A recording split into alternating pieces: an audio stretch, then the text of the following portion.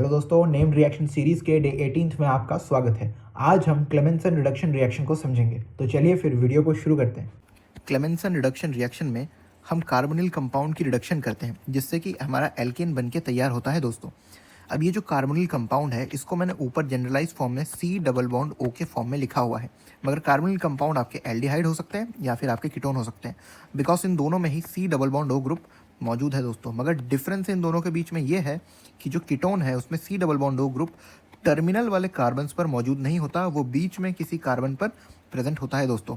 मगर एल्डिहाइड में C double bond O group terminal वाले कार्बन पर मौजूद है।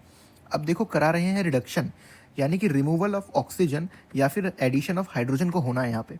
अब देखो ये C डबल बॉन्ड O वाले ऑक्सीजन को हटा दो, यहाँ पे 2 वैलेंसी कार्बन की फ्री है, इनको हाइड्रोजन से सेटिस्फाई कर दो तो कार्बन का रिडक्शन हो गया और आपको देखो एल्केन मिल गया है दोस्तों।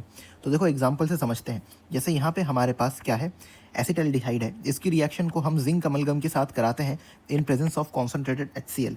जब आप ये रिएक्शन कराते हो तो ये जो ऑक्सीजन है डबल बॉन्ड वाला ये गायब हो जाता है और कार्बन को हाइड्रोजन मिल जाते हैं और आप देख सकते हो यहाँ पे रिडक्शन हो गया है और आपको इथेन मिल गया है दोस्तों। अब यही चीज़ कीटोन के साथ करेंगे। यहाँ पे एसीटोन है, इसकी रिएक्शन को जिंक अमलगम और कॉन्सेंट्रेटेड HCl के साथ जैसे हमने कराया, इसका हो गया रिडक्शन। तो आप इसके साथ 2 हाइड्रोजन जोड़ दो और ये देखो आपका यहाँ पे प्रोपेन बन के तैयार है दोस्तों। तो अब आप समझ गए हो कि क्लेमेंसन रिडक्शन रिएक्शन में हमने कार्बोनिल कंपाउंड की रिडक्शन करी और उससे एल्केन का फॉर्मेशन कर लिया। ठीक है दोस्तों, तो क्लेमेंसन रिडक्शन रिएक्शन जैसा ही एक मिलता जुलता रिएक्शन होता है आपका वुल्फ-किश्नर रिडक्शन रिएक्शन।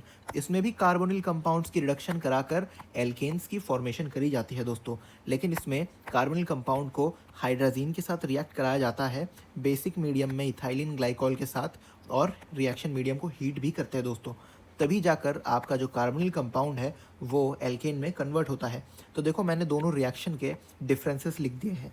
जो क्लेमेंसन रिडक्शन रिएक्शन होता है इसमें मीडियम को हम स्ट्रांगली एसिडिक रखते हैं, हम HCl का इस्तेमाल करते हैं। देखो ऊपर जाके मैं आपको दिखा देता हूँ, जिंक अमलगम के साथ HCl का इस्तेमाल करा गया था।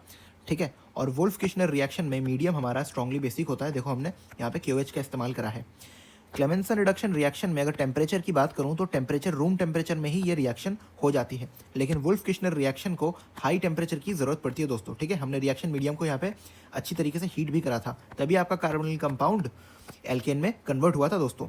और देखो रिएजेंट की बात करूँ तो हमारे क्लेमेंसन रिडक्शन रिएक्शन में जिंक अमलगम को कॉन्सेंट्रेटेड HCl के साथ इस्तेमाल करा जाता है और वुल्फ-किश्नर रिएक्शन में जो रिएजेंट है वो होता है आपका हाइड्राजीन और इसको KOH के साथ यानी कि बेसिक मीडियम में इस्तेमाल करा जाता है दोस्तों। आई थिंक अब आपको अच्छे से ये दोनों रिएक्शन क्लियर होंगे और इनके बीच का डिफरेंस क्या है ये भी आपको समझ में आया होगा दोस्तों।